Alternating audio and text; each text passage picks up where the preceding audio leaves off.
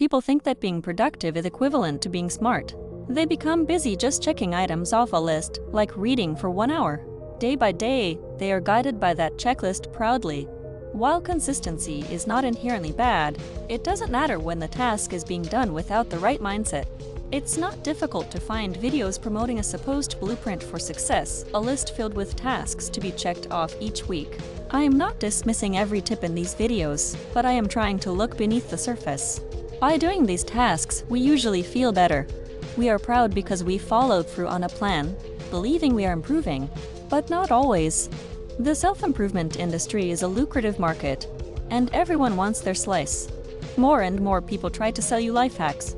They are not necessarily lying, since they package their advice with convincing arguments. But for people who genuinely want to become smart and strategic, this path is not sustainable. So what's the catch? If it isn't sustainable, why do we feel so good when we stay busy all the time? The answer is anxiety. It's the emotion we'll do almost anything to silence. By stuffing our agenda, we trick ourselves into believing the anxiety will go away. For many, that's enough. But soon you realize you're repeating the same mistakes, standing in the same place, even with your checklist perfectly marked. Anxiety eventually catches up, and you look for yet another distraction. Worst of all, the productivity gurus profit from this cycle. They design it as a self-reinforcing trap. They frame time as something scarce. Every second wasted is an irretrievable loss. And with that framing, they turn your anxiety into their business model. This approach to time, seeing it as a resource that must constantly be maximized, is one of the deepest roots of anxiety. We treat time as something scarce, always about to run out. This creates a false urgency, pushing us to cram actions into a finite timeline before it expires. Yes, time is finite, but living in a permanent state of urgency only warps the mind. For anyone seeking to develop strategic intelligence, this mindset is poison. It feeds cognitive distortions. Action bias, the compulsion to act even when no action is justified. Black or white thinking, the rigidity to see success or failure, win or lose without grasping the shades of gray that reality actually operates in.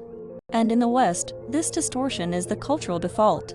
Productivity is glorified as virtue. The worker is either on or off, a success or a failure. This binary is addictive because it relieves the discomfort of ambiguity. But it is not sustainable. You're pushing a boulder uphill, and eventually you lose strength. That's when you hand your opponent their greatest gift, your collapse. Under this pressure, mistakes are inevitable. You corner yourself into believing it's all or nothing. You leap into reckless decisions, convincing yourself that it's your last chance to influence events. It's the mindset of a desperate gambler throwing everything on the next bet, only to lose it all exactly as expected. Until now, I've shown how our relationship with time dictates the quality of our life. See time as scarce, and anxiety will consume you. You scramble to fill every empty moment with tasks, hoping the busyness will distract you. But anxiety never leaves, it stalks you, relentless. Eventually, you burn out, repeating the same cycle that once drove you into monk mode. You imagine an idealized version of yourself, disciplined, complete, free from anxiety, but because you are still trapped in the mindset of scarcity, every action falls short. You are racing against time itself, and that is a race you cannot win. But what is the alternative? How else can we relate to time? For this, we turn to classical Chinese thought, which offers a radically different perception. In contrast to the West's rigid, binary obsession, time as a dwindling resource to be maximized, the Chinese tradition sees time as a process, a cycle of maturation. Time is not an empty line that must be filled. Time is the ripening of conditions. Opportunities are like fruit. If you rush, you spoil them. If you wait too long, they rot. Missing one fruit does not mean failure. It only means you wait for the next cycle of ripening. Conditions are never static, they are always transforming. To act strategically is not to act constantly, but to act when conditions are ready. And when they are not, to wait. Chinese strategy is not about forcing outcomes. It is about shaping conditions until victory emerges naturally. Sun-tzu, in The Art of War, writes, "He will win who knows when to fight and when not to fight." This relationship with time does not feed anxiety. If you miss an opportunity, you don't collapse in despair, you wait for the next one. You don't act before the moment is ripe, nor do you rush the process. This is not passivity, it is strategy. What most people call productivity is nothing more than an attempt to accelerate what can only unfold at its own pace. Ripening cannot be rushed, and when you try, you risk destroying the very conditions you were hoping to improve. Lao Tzu, the founder of Taoism, described this principle through the law of reversal. When something is stretched to the full, the opposite sets in. In practical terms, the more you force, the less you achieve. This is not an excuse to abandon effort, it is simply a recognition of limits. Push endlessly in the same direction, and not only do your returns diminish, but eventually you begin to lose the very gains you had secured. The real path of improvement is not maximization, it is optimization. To maximize is to sacrifice balance for output. To optimize is to arrange all elements so they work in harmony. Productivity cults push maximization. Fill every second, occupy every gap, keep yourself busy. And yes, it may numb your anxiety for a while. But what is the cost of that? Instead of endlessly distracting yourself, it is far more powerful to confront the roots of your anxiety directly. Maybe you are haunted by fear. Maybe you reject yourself. Maybe you feel trapped in an identity you think you must embody. Whatever it is, you cannot keep running. Improvement begins the moment you stop evading what you fear most. There is no endpoint to arrive at. Improvement is not a straight line toward completion, but a cycle that keeps transforming. You will never become smart enough to feel permanently safe or complete. There will always be phases of danger and phases of security, phases of anxiety and phases of tranquility.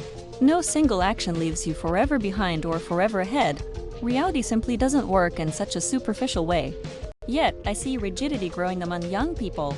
Many think everything is already defined, as if their destiny were carved into stone. They sink into depression because they aren't tall enough, don't have the right type of hair, or fail to embody some arbitrary standard, as if superficial traits could possibly destroy the life of a strategist. Others become obsessed with a highly specific goal, convinced that reaching it will finally deliver the happiness they deserve. This rigid fixation traps them in a single path, and when that path fails, as it almost inevitably does, they break down. The mindset itself is unsustainable, even destructive. Take jealousy in relationships. A rigid person believes their satisfaction depends entirely on one individual. The thought of losing them becomes unbearable, and desperation takes over. That desperation breeds extreme actions. One last attempt, one reckless gamble, one horrific act, anything to silence the anxiety, if only for a moment. This belief in a single thing, event, or person as the key to fulfillment is nothing more than anxiety wearing a mask. It narrows your vision until you are blind to other opportunities, other sources of strength, other paths. And when your perspective becomes that narrow, you fall into one of the greatest strategic traps of all: oversimplification of reality. Instead of being constrained by the illusion of simplicity, the strategist is aware of the boundaries of his perception.